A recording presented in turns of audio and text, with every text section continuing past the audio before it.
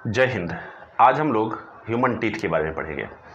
देखिए, हम अगर आपको पूछे कोई कि हमारा बॉडी का जो सबसे हार्डेस्ट पार्ट है वो कौन सा है, तो ये जो हमारी बॉडी में जो सबसे कठोर चीज़ का अगर बात करें, सबसे कठोर तत्व का अगर बात करें, तो वो कहाँ है? तो हमारे दांत का सबसे ऊपरी वाला परत पर ही है। तो अभी तक अगर आपको ये बात पता नहीं होगी तो आप इस बात को जान लीजिए कि जो हमारा जो टीथ होता है ये बोन से मिलकर के बना हुआ नहीं होता है, बल्कि ये टिश्यू से मिलकर के बना हुआ होता है। और ये जो होता है ना, हमारा बॉडी का जो हार्डेस्ट टिश्यू है वही है।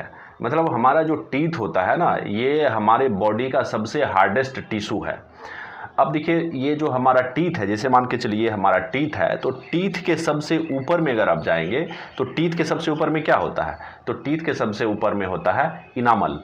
अब ये जो इनामल होता है, जस्ट इस इनामल के नीचे, मतलब इस इनामल के जस्ट नीचे क्या होता है? तो डेंटाइन होता है। अब अगर बात करें कि ये जो हमारा टीथ है, टीथ के सबसे ऊपर में क्या है? तो इनामल है। अब ये इनामल बना क्या चीज़ का होता है? तो ये बना होता है कैल्शियम एपेटाइट का। क्या? तो कैल्शियम एपेटाइट का। अब देखिए, इस नाम को याद रखने में कन्फ्यूजन होता है, क्योंकि इनामल बना होता है कैल्शियम एपेटाइट का, वहीं पर जो हमारा डेंटाइन बना होता है वो कैल्शियम फॉस्फेट का बना होता है।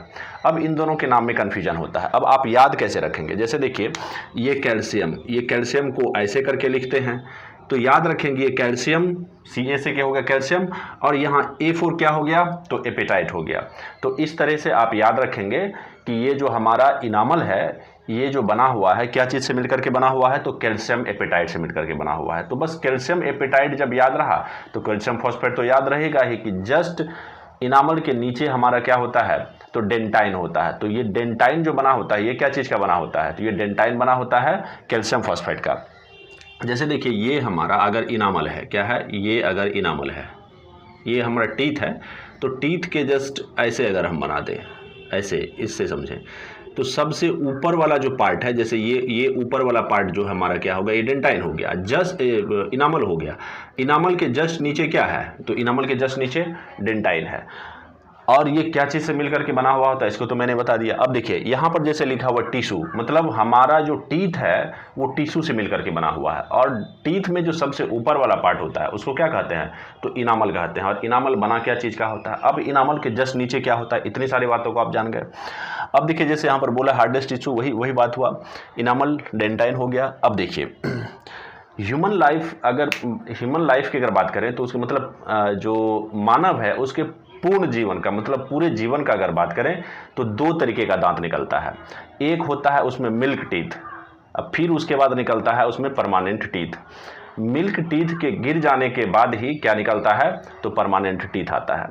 अब देखिए, मिल्क टीथ की टोटल संख्या कितनी होती है? तो मिल्क टीथ की जो टोटल संख्या होती है वो 20 होती है। अब 20 कैसे? जैसे देखिए, दांत 4 प्रकार के होते हैं, इसको हम लोग आगे जानेंगे। अभी सिर्फ आप ये जान लीजिए कि हमारा जो माउथ है, हमारा जो बकल कैविटी है, इसके अंदर में जो जितना भी टूथ है तो ये 4 टाइप का होता है। अब हमारे ह्यूमन में 4 टाइप का टीथ पाया जाता है, इसलिए इसको क्या कहा जाता है? तो हेटेरोडोंट कहा जाता है। देखिए, इसको क्या कहा जाता है? हेटेरोडोंट कहा जाता है। मतलब जो ह्यूमन है, ह्यूमन के माउथ में 4 टाइप का टीथ होता है, इसलिए इसको क्या कहा जाता है? हेटेरोडोंट। हेटेरो का मतलब ही होता है 4। और देखिए, मनुष्य के पूरे जीवन काल में 2 टाइप का दांत निकलता है, एक होता है मिल्क टीथ, एक होता है परमानेंट टीथ। इसलिए इसको क्या कहा जाता है? ह्यूमन को डाइफाइडोंट कहा जाता है। क्या कहा जाता है? डाइफाइडोंट। देखिए, ये सारा चीज़ आपको ऑब्जेक्टिव में पूछ सकता है। एक तो ये हेटेरोडोंट के बारे में क्या होता है, डाइफाइडोंट को क्या होता है। अब मैं बात कर रहा था मिल्क टीथ की। जैसे मान के चलिए कि एक बच्चा है, जब आप छोटे होंगे, जब आप क्या होंगे? बच्चे होंगे, तो आपके मुंह में 3 साल तक मिल्क टीथ जो है वो कंप्लीट रूप से आ जाता है। 3 साल के बाद दांत नहीं आती है, या कभी कभी होता भी एक्सेप्शनल केस में 4-5 साल तक आते रहता है। अब आप जब छोटे बच्चे होंगे तो फिर आपके मुंह में जो होगा 3 ही टाइप का दांत होगा। एक होगा इंसीजर। क्या? एक होगा इंसीजर, दूसरा होगा केनाइन, और तीसरा जो होगा वो मोलर होगा। क्या? मोलर। ये याद रखेंगे। जैसे देखिए, यहाँ पर मैंने लिखा भी है, ये हो गया मिल्क टीथ। मिल्क टीथ में ये I4 क्या है आपको? इंसीजर। और C4 क्या होता है तो केनाइन, और M4 क्या होता है तो मोलर। अगर आप हिंदी मीडियम से हैं तो इसको ऐसे याद रख सकते हैं, इंसीजर को हिंदी में कृंतक बोलते हैं, और केनाइन को हम लोग रदनक बोलते हैं। और ये है हमारा चवर्णक, क्या तो चवर्णक। देखिए एक तो सबसे पहली बात कि इंसीजर होता है, चलिए ठीक है, इंसीजर कितना होता है तो इंसीजर होता है 8, और ये जो केनाइन मतलब रदनक जो होता है ये कितना होता है तो ये 4 होता है। और वहीं पर अगर मोलर की बात करें तो ये भी 8 होता है, हो गया ना, 8 8 16 4 20, तो इतना ये हो गया क्या मिल्क टीथ। अब देखिए जैसे विजडम टीथ होता है, जैसे 25 साल के उम्र में जब एक आदमी को, मतलब 25 साल या उससे थोड़ा सा कम में भी आ सकता है, लेकिन अगर आप साइंस में अगर आपको पूछा जाए ऑब्जेक्टिव में तो फिर आप इसको बताएंगे 25 साल, वहाँ पर आपको अगर ऑप्शन में दिया हुआ रहे तो आप 25 साल ही लगाएंगे। विजडम टीथ जिसको कि बुद्धि दांत कहा जाता है या अक्ल दांत भी कहा जाता है, तो ये अक्ल दांत जो आता है 25 साल की उम्र में, और जितने भी दांत हैं उससे पहले आ जाता है, मतलब 25 साल से पहले आ जाता है। तो अब ये जो बुद्धि वाला दांत होता है इसमें नहीं होता है, बच्चे में नहीं होता है। एक तो बुद्धि वाला दांत नहीं होता है, मतलब जिसको हम लोग विजडम टीथ के नाम से जानते हैं, जिसकी की टोटल संख्या कितनी होती है, ये इसमें जो प्री मोलर होता है जिसको कि अग्र चवर्णक कहते हैं, ये अग्र चवर्णक भी बच्चे में नहीं होता है। ये सारी चीजें कंफ्यूजन पैदा करती है और आपको क्या करेगी, क्वेश्चन में पूछेगी। जैसे आपको पूछेगी कि क्या बच्चे के मुंह में अग्र चवर्णक होता है, या इसको ऐसे बोले प्री मोलर होता है, तो प्रीमोलर बच्चे के मुंह में नहीं होता है। तो ये सारी बातें होंगी। अब देखिए परमानेंट टीथ, परमानेंट टीथ जो होती है ये 4 टाइप की होती है ना। परमानेंट टीथ कितने टाइप के होते हैं, 4 टाइप, और ये टोटल इसका जो संख्या होता है 32 होता है। और विजडम टीथ की अगर बात करें तो ये जो विजडम टीथ है आपको कब आती है, 25 साल की उम्र के बाद ही ये विजडम टीथ आती है। उससे पहले आप जो है 32 में 12 को घटा दें, मतलब 20 दांत रहती है।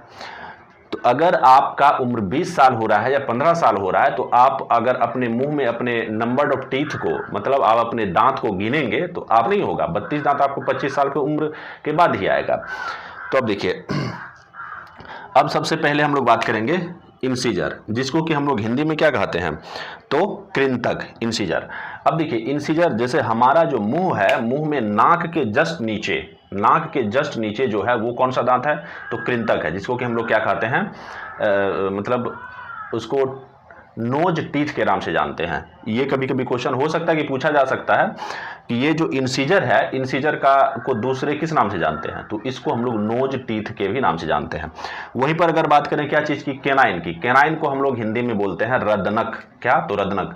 अब देखिए देखेंगे कि जब कुत्ता जो होता है, जब वो आप पे गुस्सा के जब दौड़ता है किसी चीज़ पे, तो फिर उसका दांत कुछ इस तरीके से निकल जाता है, इस तरह से दांत रहेगा बीच में, और ये 2 दांत ऐसे करके निकला हुआ रहेगा, ऐसे करके आपको दौड़ेगा, फिर काटेगा तो यही 2 दांत गड़ता है, और इसी से आपको आपके बॉडी में क्या इंजेक्ट कर देता है वो, तो रेबीज इंजेक्ट कर देता है। अब देखिए रेबीज अगर आपके शरीर में चले गया और आपने रेबीज का सुई नहीं लिया और आपको एक बार रेबीज हो गया, तो फिर आप का मौत तय है। इसलिए जब भी पंजा मारे कुत्ता या बिल्ली, देखिए ये जो रेबीज फैलता है कुत्ता से, बिल्ली से, यहाँ तक कि आपको पालतू जानवर जैसे गाय भैंस से भी फैलता है, अगर ये आपको दांत गड़ा दे तो फिर आपको रेबीज का क्या करना चाहिए तो टीका लगा लेना चाहिए। नहीं तो अगर एक बार आपको ये हो गया तो ये लाइलाज बीमारी है, बड़ा ही खतरनाक बीमारी होती है। तो मैं ये बता रहा था, अगर कुत्ता गुस्सा के दौड़ता है तो फिर उसका दांत इस तरीके से निकल जाता है।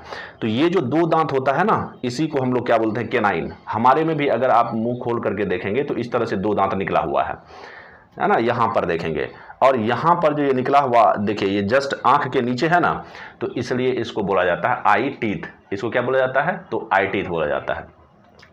अब इसके बाद अगर बात करें तो क्या है तो ये प्रीमोलर है, यही प्रीमोलर है, मतलब अग्र चवर्णक जो होता है बच्चे में नहीं होता है, क्या तो बच्चे में ये 0 होता है। तो अब देखिए, अब इसके बाद अगर आप जाएंगे तो क्या होगा, गाल के जस्ट बगल में, यहाँ पर गाल के जस्ट बगल में क्या होगा आपको, तो यही वाला प्रीमोलर मतलब अग्र चवर्णक आपको मिलेगा। अब ये जो अग्र चवर्णक है, ये अग्र चवर्णक को क्या कहा जाता है तो चीक टीथ, चीक मतलब गाल होता है, तो इसलिए इसको क्या कहा जाता है चीक टीथ कहा जाता है। अब इसके बाद अगर चले जाएंगे तो हम लोग का मोलर होगा। ये आता है मतलब एक साइड में अगर बात करें तो 4, जैसे एक साइड हो गया 3, इधर टोटल 3 होगा, फिर इधर 3 होगा, 3 3 6, फिर 3 इधर 9, 3 इधर 12, मतलब यहाँ पर 3 चवर्णक होगा ना, 3 मोलर होगा ना, क्या, तो यहाँ पर 3 मोलर होगा, तो 3 मोलर में से 2 ही मोलर होगा। 25 साल के बाद आपको वो एक लास्ट वाला, सबसे लास्ट में जो जिसको बोलते हैं, सबसे लास्ट में जो चौवा होता है, वो कब आएगा, 25 साल के बाद आपको आएगा। मतलब 25 साल के बाद अगर आपको वो दांत आ गया, या उससे पहले भी आ सकती है, तो फिर आपको बोला जाता है कि बुद्धि हो गया है ना। ऐसा कुछ नहीं है, मतलब ये दांत निकलती ही है 25 साल के बाद, इसलिए इसको कहा जाता है बुद्धि दांत, मतलब अक्ल दांत कहा जाता है। तो ये टोटल नंबर कितना होता है, तो 32 होता है। और आपको पूछा जाए कि विजडम टीथ मतलब बुद्धि दांत टोटल कितना होता है, तो 12 होता है। अब मैंने ये भी बता दिया हेटेरोडोंट, डायफाइडोंट। अब देखिए यहाँ पर ओडोंटोलॉजी, ओडोंटोलॉजी किसको कहते हैं, जैसे दांत का जो अध्ययन होता है, study of tooth is called odontology. Odontology कहा जाता है दांत के अध्ययन को। अब हमारी दांत को हानि किससे होती है, तो फ्लोरीन से बहुत ज़्यादा हानि होती है। क्या, फ्लोरीन से बहुत ही ज़्यादा इसमें क्या होती है, हानि होती है।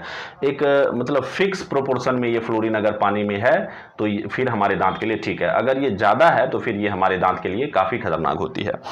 अब यहाँ पर जैसे देखिए कैल्शियम एपेटाइट ये सब जो बता ही दिया। अब देखिए यहाँ पर आपको जो दंत फॉर्मूला है, क्या, तो दंत फॉर्मूला, दांत का जो फॉर्मूला होता है, इसके लिए 2 फॉर्मूला है। एक तो जो हमारा यूथ, जैसे मान के चलिए जो बच्चे हैं उसके लिए अलग, उसके लिए भी यही फॉर्मूला होता है, बट जो है उसमें जो है वो नंबर थोड़ा सा अलग हो जाता है। दंत फॉर्मूला की बात करें तो ये होता है, देखिए ICPM, I4 होता है इंसीजर, K4 होता, C4 होता है केनाइन, P4 होता है प्रीमोलर, एंड M4 क्या होता है, तो मोलर होता है। अब देखिए अगर हम लोग बच्चे की बात करें तो देखिए बच्चे में जो ये इंसीजर तो होता है, ठीक है, मतलब कृंतक होता है। क्या ये जो केनाइन है मतलब रत्नक है, रत्नक होता है, हाँ रत्नक भी होता है। अब देखिए ये 0 है, मैंने आपको बताया था कि बच्चा जो होता है तो बच्चे के मुंह में ये जो प्रीमोलर है मतलब अग्र चवर्णक नहीं होता है। तो देखिए बच्चे यहाँ पर 0 है ना, और ये हो गया क्या, 2, मतलब मोलर होता है। मोलर 2 ही होता है, मैंने आपको बताया ना, जैसे इधर हमारा टोटल नंबर ऑफ मोलर कितना है, मतलब चवर्णक की संख्या कितनी है, तो चवर्णक की संख्या 3 है, लेकिन यहां पर मैंने लिखा है 2, मतलब बच्चे में जो होता है ये 2 ही होता है ना। अब इसको अगर आप मल्टीप्लाई करेंगे, जैसे देखिए 2 को 2 से मल्टीप्लाई कर दिए तो कितना हो गया, तो 4 हो गया। फिर यहां पर 2 को 1 से मल्टीप्लाई कर दीजिए, प्लस करते चलिए तो 2 हो गया। यहां पर ये हो गया 0, और यहां पर इसको 2 से मल्टीप्लाई करेंगे तो ये हो जाएगा 4। तो 4 + 4 8, 8 10। उसी तरीके से नीचे भी क्या हो जाएगा, मल्टीप्लाई करेंगे तो इधर भी 10 और यहां पर भी 10, तो 10 + 10 क्या हो जाएगा, देखिए 20। वहीं पर अगर हम लोग बात करें जो बड़े लोग होते हैं, एडल्ट लोग होते हैं, उनमें ये होता है डेंटाइन फॉर्मूला। तो 2, इसको याद रखेंगे आप, 2 1 2 3। पहले देखिए, पहले 2, एक को छोड़कर फिर 2, तो 2 2 और फिर इधर 1 3, 2 का गैप हो गया, तो इसको आप ऐसे भी याद रख सकते हैं 2 1 2 3। अब यहां पर जब आप उसी तरह से मल्टीप्लाई करके अगर आप प्लस करेंगे तो आपको टोटल नंबर ऑफ टीथ कितना आएगा, तो 32 आएगा।